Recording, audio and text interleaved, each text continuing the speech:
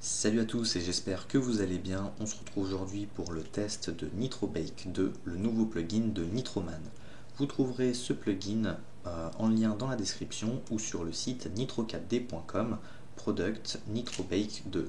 Donc c'est un nouveau plugin qui va nous servir à baker n'importe quoi dans Cinema 4D. En tout cas, il nous est vendu comme ça.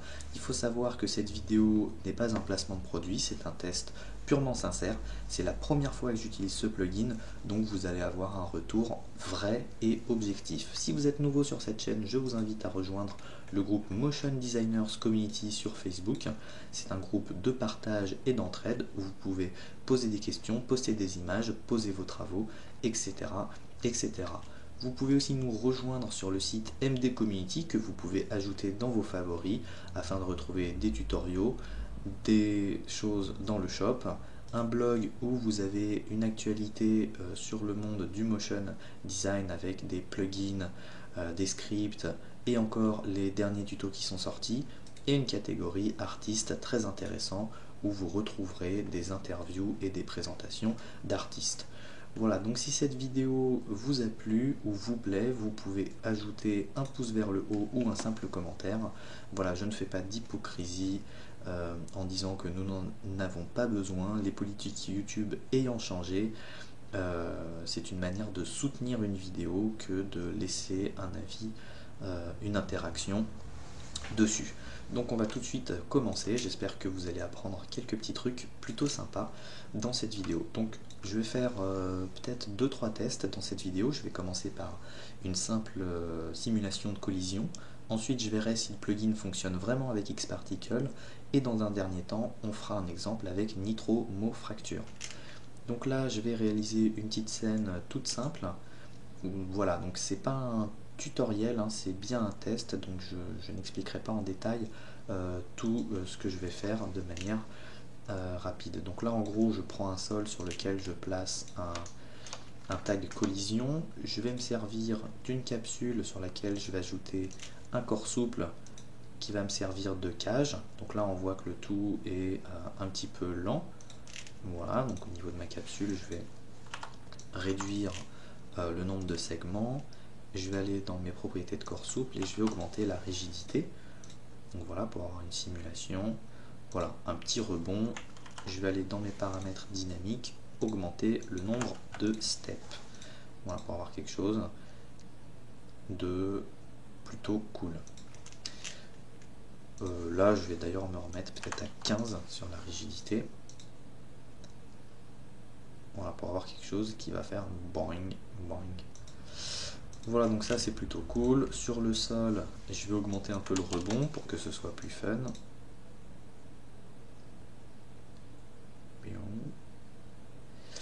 Et je vais me servir de cette capsule comme cage. Donc cette capsule va contenir une canette que je vais aller chercher dans ma librairie. Voilà, la fameuse canette de soda sur laquelle je vais supprimer les matériaux. Je place mon axe au centre, je la mets en enfant de ma capsule, je fais un PSR 0, j'active les rayons X sur ma capsule, je sors ma canette que je fais grossir. Voilà. Je vais masquer ma capsule et je vais appliquer un déformateur maillage dans ma canette de soda. Je fais glisser ma capsule et je clique sur initialiser. Et maintenant, normalement, ma simulation appliquée à ma capsule devrait s'appliquer à ma canette. Bang. Voilà. Donc là, j'ai créé une petite animation très simplement, sans aucune keyframe. Pour tous ceux qui veulent visualiser l'animation avec la cage, on peut aussi la visualiser comme ceci. Voilà, c'est marrant. Donc, je vais masquer ma capsule, et là, comme on peut le voir, le tout n'est pas hyper fluide. Alors, on va voir ce qui se passe après un baking. Donc, je vais aller charger mon plugin NitroBake V2, et je vais cliquer sur Bake All. Donc sur le plugin, on a la possibilité d'activer sur Bake Update every frame. On a ici les options de baking, donc différents modes. De base, les deux sont activés.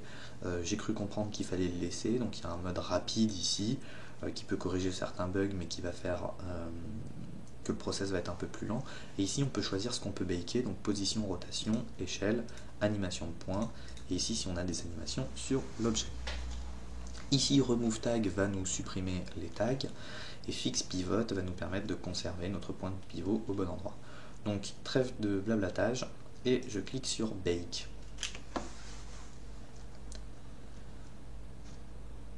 Donc là, le but va être de voir tout simplement l'efficacité du baking. Et dans un second temps, on fera un test avec l'Xparticle, voir si ça fonctionne vraiment avec Xparticle. Donc là, apparemment, il m'a aussi baké ma capsule. Donc, alors, je vais supprimer ma capsule, je vais supprimer ça, je vais supprimer ça, je réactive mon sol et je vais faire un play. Et bah, c'est véridique, l'animation a bien été bakée et on peut la lire en temps réel. Donc pour l'instant, premier test concluant, le plugin vaut bien ses 50 balles sur ce qui est de la simulation en tout cas.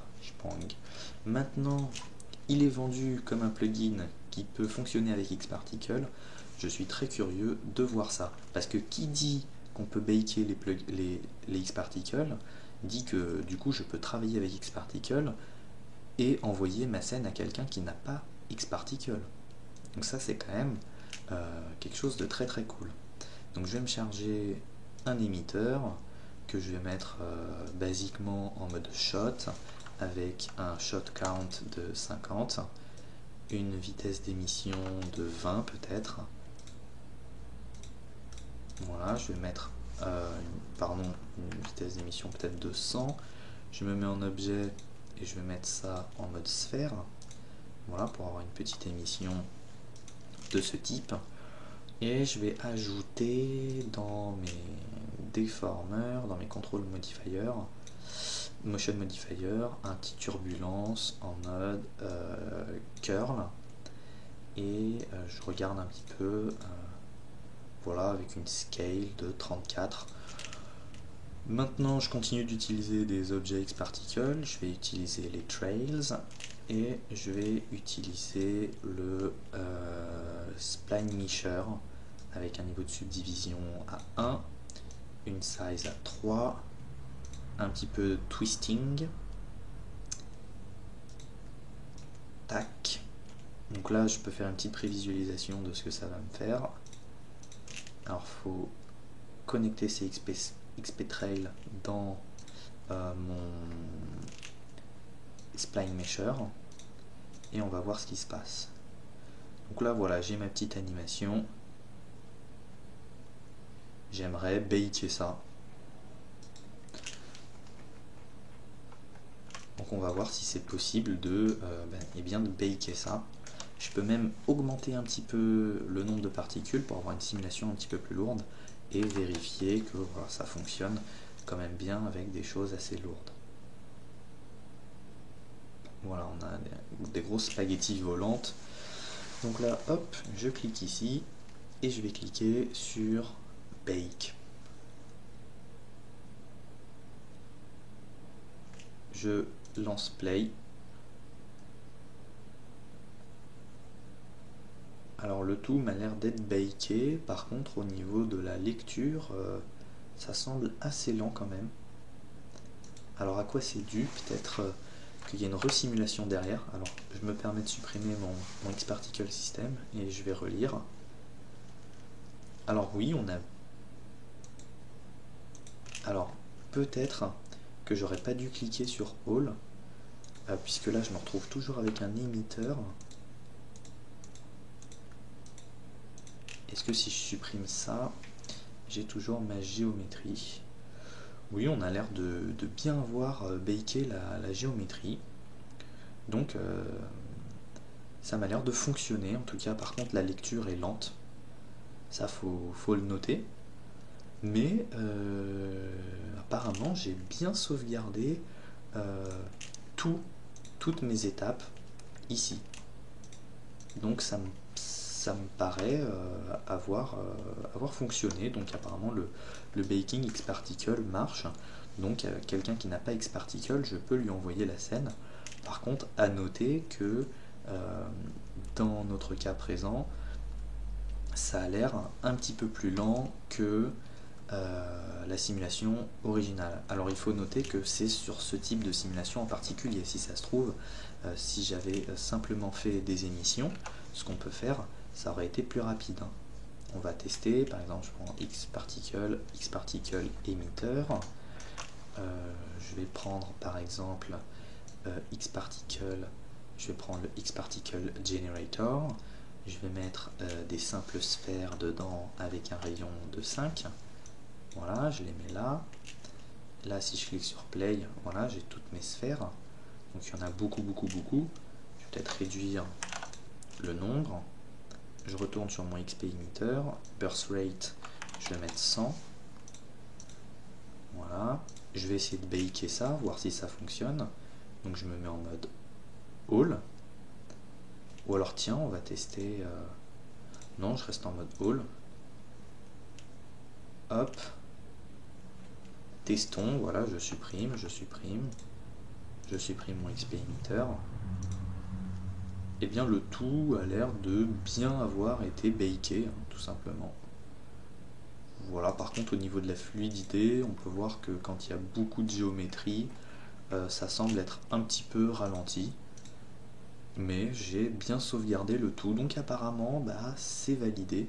On peut bien baker nos Xparticles. Donc, dernier petit test que je vais faire, ça va être le baking de nitromofracture. Donc je vais me prendre un cube que je vais mettre ici comme un simple plan. Je vais me prendre un autre cube qui va me servir de casse-tout. Voilà. Alors je peux même un petit peu tout réduire. Et je vais aller prendre ici nitromofracture. Donc je vais prendre nitromofracture. Je vais me mettre en mode nitromofracture par exemple ici. Ça, je vais mettre en mode on collision. Et ça, je vais le mettre en mode immediately, donc 7. Alors, j'avais pas cliqué sur 7. On collision 7. Et là, est-ce que si je clique sur play, ça fonctionne? Non, ça n'a pas l'air de fonctionner. Il faut cliquer sur mofracture. Et là aussi, il faut cliquer sur mofracture. Je peux retirer mes matériaux. Il faut réactiver immediately. On collision. Je clique sur play. Ok. Et je vais cliquer du coup là sur nitromofracture. Je clique sur bake. Nitromofracture not found. Alors pourquoi nitromofracture not found? Apparemment ça fonctionne avec le mode auto de nitromofracture. Donc là je vais juste tester, faire un all. Et là si je clique sur bake, normalement tout va fonctionner. Donc apparemment ce mode, si j'ai bien compris, nitromofracture, c'est pour fonctionner avec le mode auto de nitromofracture. Donc là, si je lance le tout, ouais, le tout est bien baké. Donc on peut baker son nitromofracture de base avec le mode all. Le mode nitromofracture va être pour le mode auto. Maintenant tester le mode auto de nitromofracture ici. Donc mon cube, je vais le mettre en mode, je vais le fracturer, donc mofracture, et je vais cliquer sur mode on collision. Ma sphère, je vais la mettre en mode, je vais d'abord la mofracturer, je vais cliquer sur collision immediately, et là je clique sur create simulation. Et maintenant quand je clique sur play, alors j'ai fait l'inverse, mon cube doit être en mode on collision et ma sphère en mode immediately. Et maintenant si je clique sur play, je vais avoir ma simulation qui se produit. Donc l'avantage normalement du mode auto, c'est que quoi que je fasse comme modification, le tout prend effet. Donc par exemple, hop, si je duplique ma sphère, en théorie, je suis censé avoir une double fracture. C'est ce qui est vendu dans le plugin, ça fonctionne. C'est génial. Donc là, je clique sur Nitromofracture, je clique sur Bake. Please select object for bake, donc Nitromofracture auto. Please select object. Donc bon, apparemment je vais cliquer là-dessus. Je clique sur Bake. Please select object for bake. Alors là, je vous avoue, je suis peut-être bête, hein, je comprends pas trop. Nitromofracture. Peut-être anime. Bon, bah écoutez, après avoir fait un petit tour, ça a l'air d'être une espèce de petit bug, puisque là, quand je clique sur Bake, ça ne fonctionne pas, et quand je regarde le tuto officiel, on voit qu'on a bien un preset plutôt simple. Ça clique sur Nitromofracture, aucun objet n'est sélectionné, et là, ça a l'air de fonctionner. Alors, je vais tâcher de désactiver ces deux choses-là, peut-être. Donc, je retire animation, je retire update every frame. Non, ça n'a pas l'air de fonctionner. Donc bon, pour l'instant, il y a peut-être encore un petit bug que je vais tout de suite signaler au créateur du plugin. En tout cas, sachez que là, ça fonctionne. Peut-être que à la 2.01, il y a eu un micro bug. Voilà, je fais part de ça au créateur. Alors peut-être qu'en mode all, tout va marcher, on ne sait pas. Ce serait marrant hein, d'ailleurs. Il n'y aurait peut-être même pas besoin du coup du mode Nitromofracture.